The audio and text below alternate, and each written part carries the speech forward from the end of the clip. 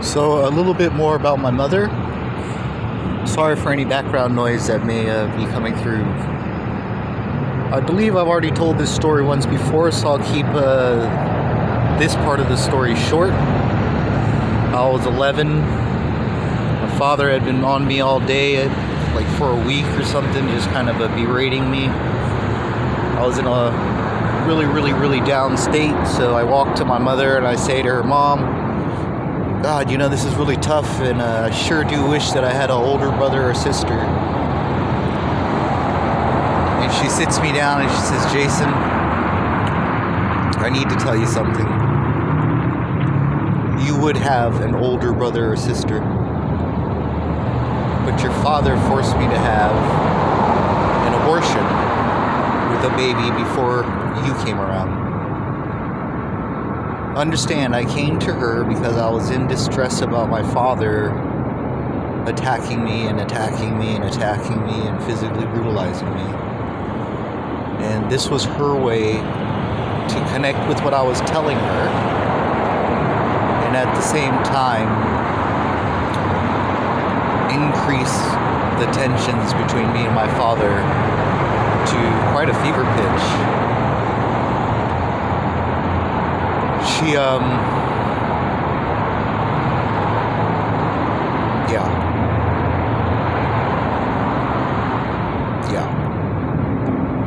She thought the best thing to do was to tell me that I actually had an older brother or sister that she had to abort. And then she kept telling me how she had to fight so hard to make sure I lived. As an 11-year-old, I seen that in a very interesting way. You have to understand that from about 5 or 6, I started having very close conversations with my mother about everything, because I knew that I knew that there was a lot of distress through the family, and I always presumed that she was suffering too. But I don't think that that's the case. The conclusion I've come to now, not just now, it just came when I was in my late 30s, is she's an instigator. She made sure that I was a thorn in my father's side no matter what. She used me as a tool to control him.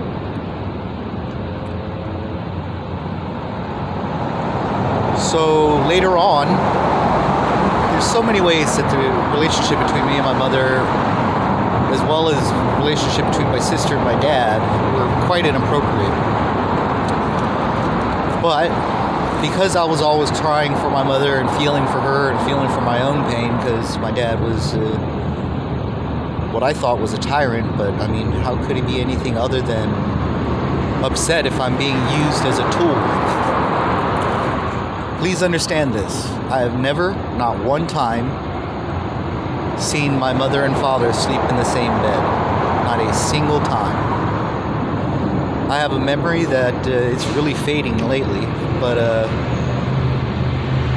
I told my mom and my dad this story when I was a kid about, I was young when I told the original story, but my memory was sitting in a high chair, eating kimchi and crackers.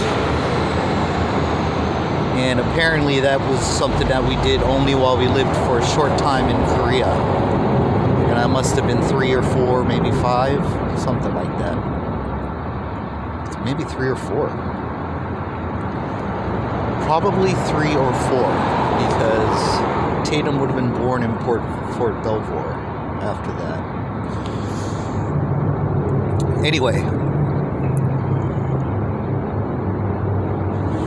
I don't remember exactly how old I was at this point, but because me and my mother had been getting closer and closer, talking about these kind of things, and she was doing a bunch of different things. But anyway, we got into a conversation about how sad I felt for her, because I can't remember them ever sleeping in the same bed together. And I know this may sound strange, but I must have been past puberty at the time, because talk was about sex. And it was just, strange. I'd spend the night at people's houses, and their parents would be, if we needed to ask to go get some ice cream or something, we would go up into their bedroom and they'd be in bed together. Well, I've never seen that. My father always slept on a futon on the floor, and my mother slept up in the bed. So when we had this conversation,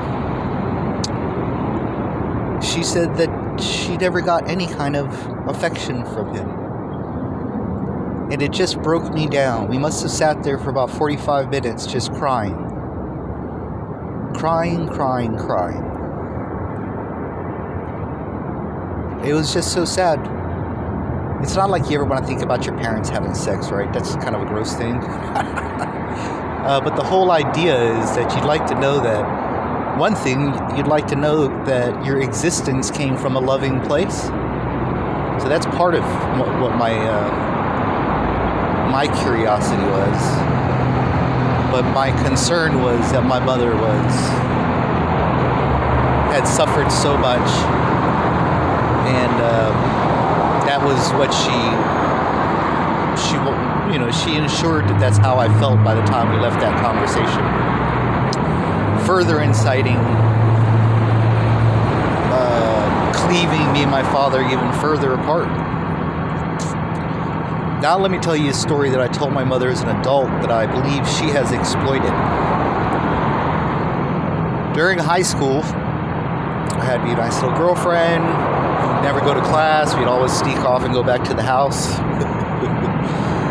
I should have married her. But anyway, that's, of course, a long time ago. I was at 15, she was 14, something like that. Sorry. And so anyway, what happened is that I wasn't going to pass. They weren't going to graduate me because I had this, I was basically gone one whole quarter. She was too. We all had to suffer through this. But in my own situation, I had to go to like a remedial class where they monitor you to know that you're going to class all the time. I think by then my girlfriend had moved away, and so I was already not even doing that kind of behavior.